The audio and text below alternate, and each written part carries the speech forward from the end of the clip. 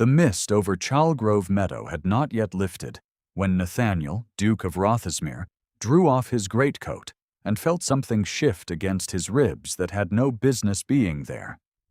It was early, the kind of early that belonged to no one but grooms and gravediggers, and the grass held the night's damp so thickly that his boots were soaked through before he had crossed 30 paces of it.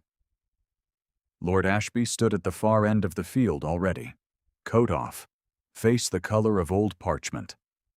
Between them, a seconds table had been set with a rosewood case, and beside the case stood a man Nathaniel had known his whole life and trusted for perhaps half of it. Julian Foxwell was smiling. He always smiled at funerals and at duels, as though the two were cousins to him in more than name. Nathaniel's valet had noticed it first, an hour before, while helping him into the coat. A weight low in the left panel, a stiffness where the lining should have hung soft. Nathaniel had told him it was nothing, that a man did not stop for a crooked seam on the morning he might die, and had pulled the coat closed over it and walked out into the dark. Now, standing in the wet grass with the seconds conferring in low voices and Ashby refusing to meet his eyes, Nathaniel slid 2 fingers into the hidden fold of the lining and felt paper. Not a tailor's error.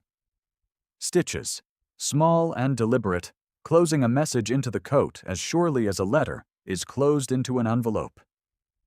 He did not open it. There was no time, and a man about to be handed a pistol could not afford to be looking down at his own chest. He only stood there with his fingers pressed flat against the words he could not yet read, aware, in some part of himself, that had nothing to do with honor or accusation or Ashby's white face across the grass, that someone had reached him in the one place propriety could never have permitted her to reach him, and had done it with a needle. The surgeon retained for the morning stood well apart from the 2 principals, his case of instruments closed and waiting on the grass beside him, and did not meet Nathaniel's eye as he passed. That, too, was part of the ritual. A man did not wish his surgeon good morning. It suggested he expected to need him. His own second, a mild and anxious cousin on his mother's side named Mr. Thomas Hale, had spent the carriage ride from town rehearsing the correct procedure aloud, as though the correct procedure were the thing most likely to keep a man breathing. 10 paces, count aloud, turn on the 10th word. Fire at will once the handkerchief dropped. Nathaniel had let him talk. It seemed the kindest thing to do for a man who could not otherwise be useful. Ashby's second, a stranger to Nathaniel entirely, kept glancing toward Foxwell as though for reassurance and receiving, each time, only that same unhurried smile. 3 weeks earlier, no one in London would have known Eleanor Winslow's name at all, and she would have told you that was exactly how she preferred it. She rose before the rest of Bell and Pruitt's modiste house on Cavendish Row, before the fires were laid, and worked by the gray window light, because Mrs. Pruitt did not pay for candles burned on hems no client would examine so closely. Eleanor had been at the shop for 4 years, since her father's small pension had died with him, and in that time she had become the finest needle in the workroom, without anyone above the workroom door troubling to learn it. To the ladies who came for their fittings, she was a pair of capable hands and a lowered head. To Miss Bell, the senior assistant, she was reliable, which in a shop like theirs was the nearest thing to praise that got spoken aloud. She kept, in the pocket of her apron, a silver thimble worn thin on one side, the metal gone the soft color of an old coin. It had been her mother's, and her mother's before that, and Eleanor wore it the way another woman might wear a ring, as a small private fact about herself that no one troubled to ask after. The workroom at Bell and Pruitt's held 6 women at its busiest, bent over frames of stretched silk and baskets of pins, and Eleanor had long since learned each of their particular silences. Miss Bell hummed without knowing she did it. The 2 Cartwright sisters, hired the same season and never once separated since, spoke to each other in a private shorthand of half-words that no one else in the room troubled to learn.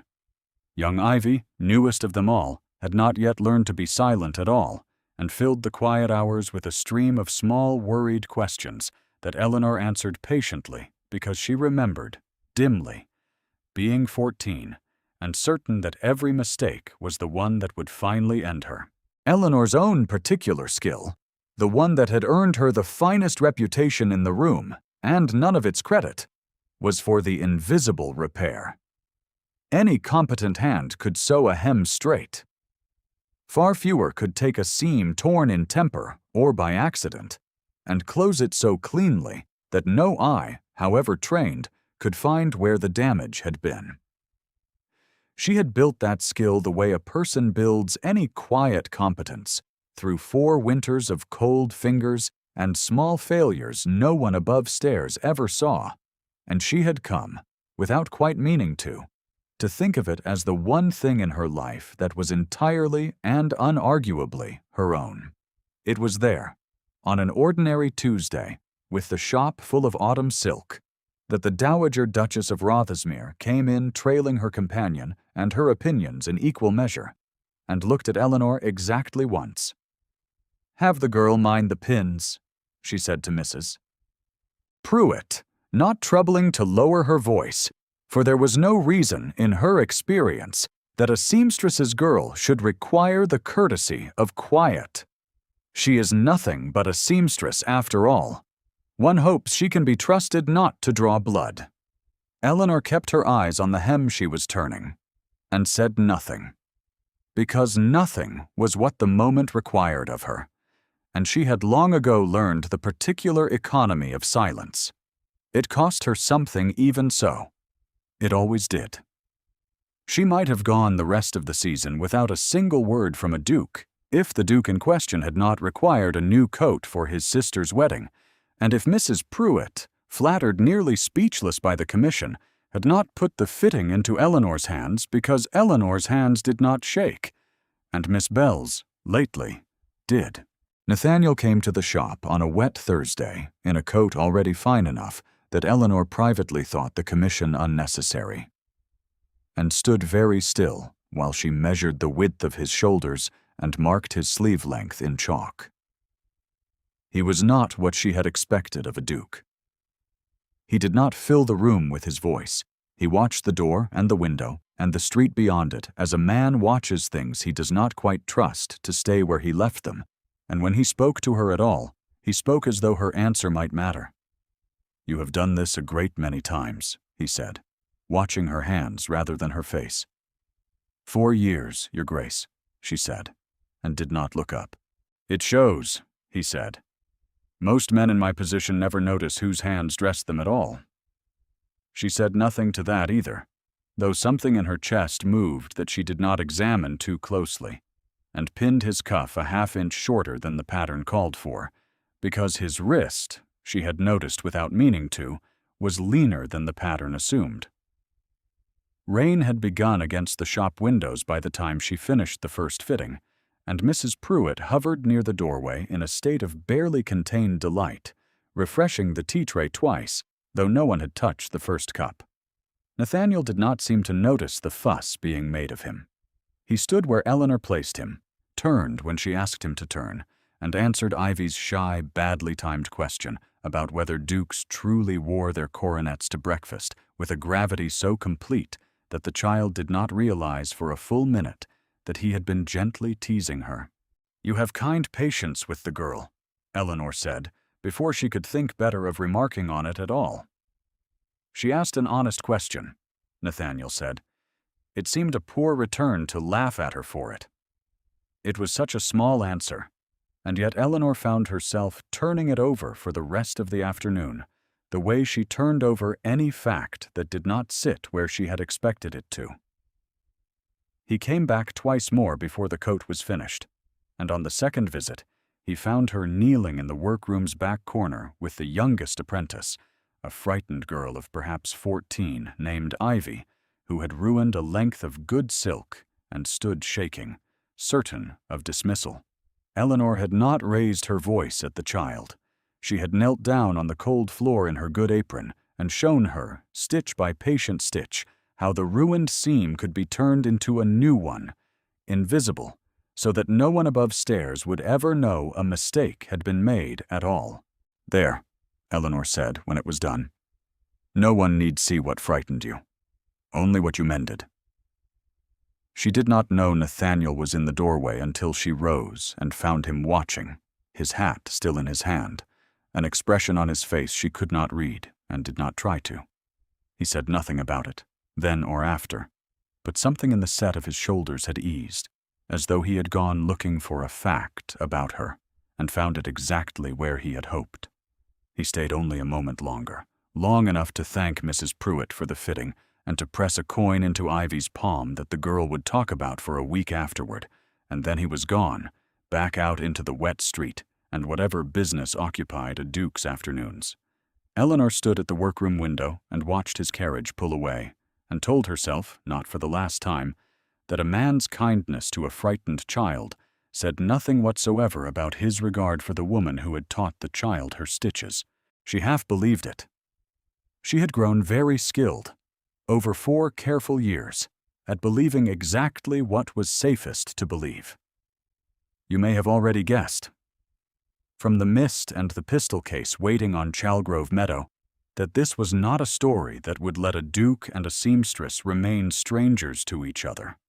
Stay with it a little longer. The worst of it has not yet arrived, and neither has the reason a needle and thread would matter more, in the end, than any sword ever could. The trouble began, as trouble in that world so often did, over a card table and a woman's name spoken carelessly. At a private supper the following week, Lord Ashby's younger sister had been seen leaving a garden with her gloves in disorder. And by the time the story reached its 3rd telling, it had acquired a gentleman's name attached to it, and the gentleman's name was Nathaniel's. He had not been in the garden. He had been, at the hour in question, at his club with 4 witnesses who would swear to it. But Julian Foxwell had arrived at Ashby's rooms an hour before Ashby heard any of it, and had left behind, with the particular skill of a man who enjoyed his work, exactly enough doubt to make a challenge feel like the only honorable answer a brother could give. Nathaniel accepted the challenge the same evening it was delivered, because a refusal would have confirmed, to every drawing room in London, an accusation he had not earned. He did not yet know that Julian stood to inherit Rothismere entire should Nathaniel die without an heir. The dukedom entailed strictly through the male line, with no closer cousin standing between them. He knew only that his family's name had been laid on a table like a hand of cards, and that he intended to answer for it like a man. Julian had chosen his moment with care. He arrived at Ashby's rooms not with an accusation of his own, which might have invited questions about his motive, but with a borrowed regret, a careful frown, a sentence begun twice and abandoned as though the speaker could not quite bring himself to finish it. By the time he did finish it, Ashby had already supplied the worst of the story himself, and Julian had only to nod along, sorrowful and reluctant, at a tale he had invented from nothing at all. He left an hour later, having said, in strict terms, almost nothing that could be proven false, and having ensured that everything Ashby now believed was exactly what Julian required him to believe. Word of the challenge reached the clubs before it reached Nathaniel's own breakfast table, as such things always did. And by the following afternoon 3 separate acquaintances had offered him their condolences in the particular hushed tone reserved for men not yet dead, but widely expected to be shortly. Julian visited Rothismere House himself that same week, ostensibly to offer his cousin support, and spent a full hour in the library speaking gently of wills and entails, and the sad necessity of a family knowing where it stood, should the worst come to pass. Nathaniel, still trusting him then, had thought the visit tactless but well meant, the clumsy concern of a man who did not know how else to be useful in the face of danger. He did not yet understand that Julian had come not to comfort him, but to confirm with his own eyes that no closer heir stood between the entail and himself, and to satisfy himself that the arrangements he had already set in motion at the gunsmith's would want for nothing when the morning finally came. He told none of this to Eleanor. There was no reason he should have, and every reason he should not. And yet on his final visit to the shop before the coat was sent home, he stood a moment too long at the door, and said, in the flat, level voice she had already come to recognize as the one he used to disguise a request as a command, "You look cold. Sit near the fire while you finish. The coat will keep." It was such a small thing. She thought of it for 3 days after, the way he had ordered her comfort as though it were his to order, and told herself sternly that a duke's manners were not the same as a duke's meaning. He had done it once before. In fact, though she had told herself at the time it meant nothing. On his second visit, finding her still at her table long past the hour the other women had gone home, her fingers gone stiff from the cold workroom air, he had crossed the room without asking leave, set his own greatcoat across her shoulders as though the gesture required no discussion at all, and said only, "Finish the sleeve tomorrow. No coat is worth a chilblain." He had left again a moment later, coatless in the cold hall, before she could so much as thank him, and she had sat for a long while afterward, with his coat still warm across her shoulders, telling herself it signified nothing, and not quite believing it. She had returned it to him, of course, folded and brushed, the following morning, and he had accepted it back without comment, as though neither of them had noticed anything at all in the exchange. She had noticed, all the same. She had noticed everything about him by then, more than was wise for a woman in her position to notice about a man so entirely out of her reach, and she had begun, against her own better judgment, to watch for him at the shop door the way she had once watched only for the post. She learned the truth of the duel from Foxwell's own valet, a man named Crewe who had once apprenticed under her father, and who came into the shop's back door on an errand for his master, and let slip, over a cup of the cook's weak tea, more than he meant to. He had not come to confess anything. He had come to collect a mended waistcoat, and to complain, as he always did, about the long hours his new employer kept him to. And it was only in the middle of that ordinary complaint that the true shape of it slipped out of him sideways, the way the worst secrets so often do, disguised as nothing more than tiredness. 3 mornings running to Long Acre, Crewe said, turning his cup in his hands without drinking from it, and each time sworn to silence before we so much as left the mews. A gunsmith, mind, not a tailor. What does a gentleman want with a gunsmith 3 mornings running when he is not the one obliged to stand up at dawn and use the thing? Eleanor kept her hand steady over the ribbon she was winding, though her pulse had begun to move in a manner entirely at odds with the calm she presented to him. "Perhaps he is simply particular about his weapons," she said. "Particular," Crewe repeated with a short, unhappy laugh. He paid the man well and asked him, smiling the whole while, to see that one piece in the case pulled a hair to the left of true. "I heard it through the door. I was not meant to." He set down his cup, the tea untouched and gone cold. "I should not have said any of that. Forget I did." Eleanor did not forget it, and could not have if she had tried.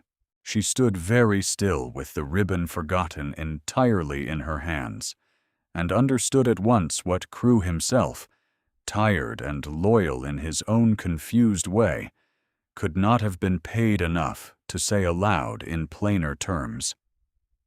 The duel was not a matter of honor at all. It was a murder, dressed in the correct clothes and given the correct hour, and the man walking into it believing himself wronged would never know he had been chosen to die for another man's inheritance. She did not sleep that night, turning the knowledge over and over the way she turned a difficult seam, looking for the place where it might be undone. What she did not yet know, that first sleepless night, was how deeply the wound beneath Nathaniel's composure ran, or how much the coming morning would cost him, even if every pistol in England fired true. Nathaniel had been 12 years old when his father, the 6th Duke, walked out onto a field very like Chalgrove Meadow and did not walk back. A dispute over a debt of honor, the family had always called it, though Nathaniel had since learned enough of the world to suspect the true cause had been smaller and stupider than that. A remark misheard at a dinner table, a young man's pride unwilling to let a slight pass unanswered. His mother had worn black for 2 years and had never, in the 20 years since, spoken his father's name without her hand finding the arm of whatever chair was nearest. Nathaniel had sworn, kneeling at his father's grave in a coat too large for him, that he would never put a woman through that grief again on his account. He had kept that promise for 20 years by the simple expedient of never once giving offense worth answering with pistols. That the promise should break now, over an accusation he had not earned, against a man he did not even wish to harm, felt to him less like honor than like a debt inherited without his consent. The family ledger balanced in blood whether he willed it or not. He had not told his mother the challenge was accepted. He could not make himself do it.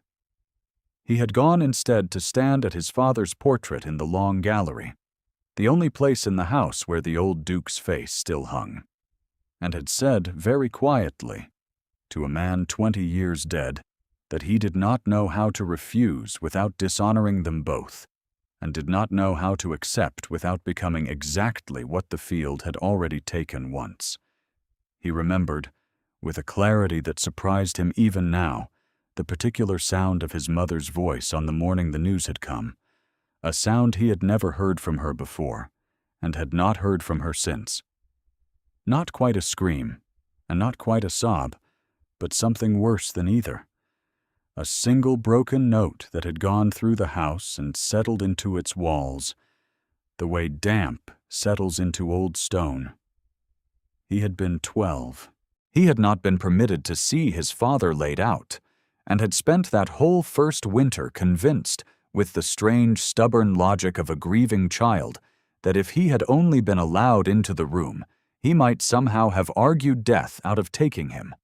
He had built the whole of his adult character, he understood now, standing beneath the painted eyes that would not answer him, around the quiet determination never to make his mother stand in a doorway like that again. He had avoided quarrels other men would have answered. He had swallowed insults that a lesser sense of duty would have required him to challenge, and here, in the end, the field had reached for him anyway, dressed this time not in his own temper, but in another man's careful lie, as though grief had simply been waiting, patient as a creditor, for the debt to fall due a second time. It was the closest thing to fear Nathaniel had allowed himself in a decade, and he permitted himself the feeling for exactly as long as it took the portrait's painted eyes to remind him of his mother's. And then he closed the door on it. The way he closed every door he did not have the luxury of leaving open. If you have ever stood at the edge of a grief that is not fully your own and felt it become yours anyway, you will understand why, 3 days later, Eleanor Winslow decided that propriety could go and hang itself. She could not call at Rothismere House. A seamstress did not present herself at a duke's door with a warning, however true, and expect to be believed rather than removed. She could not write, for the dowager's household read every letter that crossed the threshold before it reached anyone inside it. A habit born, Eleanor now understood, of 20 years spent guarding a family from exactly this kind of mourning. She thought of stopping his carriage in the street and dismissed it in the same breath.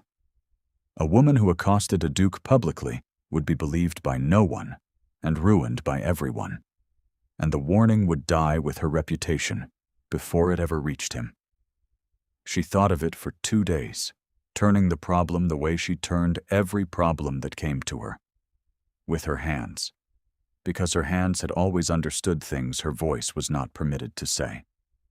And on the second evening, alone in the workroom after the others had gone home, with Nathaniel's finished coat laid across her table, waiting for its final morning press.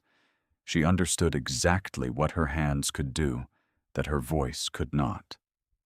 She wrote it small, on the thinnest paper she had, folding it twice so it would lie flat. Foxwell has paid Crew's gunsmith in Long Acre to alter your opponent's weapon. The insult against you was arranged by Foxwell, not spoken by Ashby's sister in truth. Do not fire first. Do not trust the case unexamined. The workroom was silent by then, the other women gone home hours before, and the only sound was the fire settling low in the grate and the small, steady click of her scissors against the work table. She had unpicked a dozen seams in her 4 years at Bell & Pruitt's and closed 100 more, but she had never once undertaken a seam with her heart beating quite so hard against her ribs as it did that night, folding a man's life into a lining he would not think to search until it was very nearly too late to matter. Then she opened the seam of the left inner lining, the one place a valet dressing a nervous man before dawn would never think to search, and by candlelight, with the thimble worn thin on one side fitted over her finger. The way her mother had taught her, she sewed the message into the coat as carefully as she had ever sewn anything in her life. Her stitches were small and even, and entirely without flourish. The same stitches that had turned 100 ruined hems invisible, and she thought, as she worked, of her father, who had taught her that a thing done honestly was worth doing even when no one troubled to notice it, and of her mother, whose thimble had outlived her by 15 years and would, Eleanor privately hoped, go on being useful for 15 more. Miss Bell found her still at it near midnight and stood a long moment in the doorway before she spoke. "Leave it be, Eleanor," she said, not unkindly. "I heard the porter repeating it not an hour ago, what is being said below stairs at Rothismere House, that you are nothing but a shop girl grown fanciful, imagining a duke's notice means more than it does. Whatever you think you know, it is not a seamstress's business to know it. Men like that settle their own affairs, and girls like us are ruined for less than trying to help them." "I know," Eleanor said, and did not stop sewing. "He will not thank you for it," Miss Bell said. "He may not even find it. And if he does, and it is discovered where it came from, Mrs. Pruitt will lose the only ducal custom this shop has ever had, and you will lose your place along with it." Eleanor bit the thread and knotted it, small and flat, the way she had been taught, so that no seam of hers had ever once come undone under wear. "Then I will lose it having done the honest thing," she said, "instead of keeping it by doing nothing."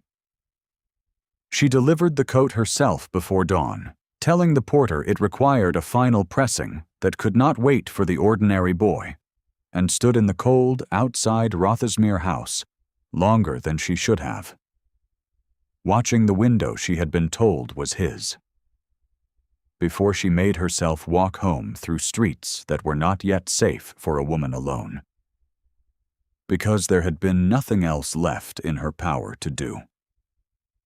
At Chalgrove Meadow, the mist had begun, at last, to lift. Nathaniel drew the folded paper free of the lining, while the seconds argued a final point of procedure 10 paces away, and read it twice before the meaning of it settled fully into his chest.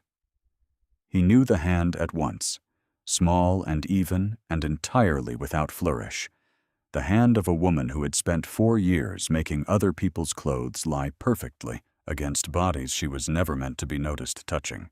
He did not shout, and he did not accuse Foxwell where he stood, because a man who had spent his whole life disciplining himself against exactly this kind of mourning did not throw away its last best chance on temper. He crossed instead to the seconds table, lifted the rosewood case himself before either second could stop him, and opened it in the gray light for every man on that field to see. The left-hand pistol's mechanism had been filed, a hair, no more, along the sear, enough that a man firing it in good faith would find the shot pulling wide of true the instant before he meant to release it. It was not a thing a gentleman would notice at a glance. It was exactly the kind of thing a gunsmith paid well enough would build so that no one glancing would ever need to. "Ashby," Nathaniel said, and his voice did not rise, because he had learned long ago that a voice which did not rise was harder to argue with than one that did. "Send for Crew's master in Long Acre. Ask him plainly who commissioned this alteration and when. I will wait." It took less than an hour. The gunsmith, brought half-dressed and thoroughly frightened from his own bed, confirmed within 5 minutes of questioning what Eleanor's letter had already said in fewer words than he needed. Mr. Foxwell came himself. The gunsmith said, twisting his cap between his hands, unwilling to look at any of the 4 gentlemen standing over him in the gray morning light. 3 mornings running. Paid double my usual fee and asked me particular not to speak of it. I did not ask why a man wanted a Duel's pistol filed false. It is not my place to ask why a customer wants what he wants, only to do the work he pays for or refuse it, and I am ashamed to say I did not refuse it. Julian had commissioned the alteration himself, and had paid, separately, for the false word carried to Ashby's ear about a garden and a sister's gloves. 2 evenings before the duel, at his club, Nathaniel had made the mistake of mentioning, in passing and without any particular weight, that the coat he wore had been finished by the steadiest hand at Bell and Pruitt's.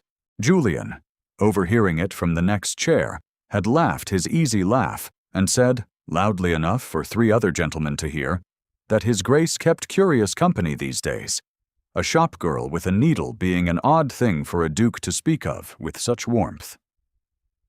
Nathaniel had not answered him. He had only looked at Julian a moment too long, and Julian, still smiling, had let the subject drop, satisfied he had planted whatever small seed he had come to plant. Ashby's face, when the truth of it reached him at the field, went from parchment to something closer to gray.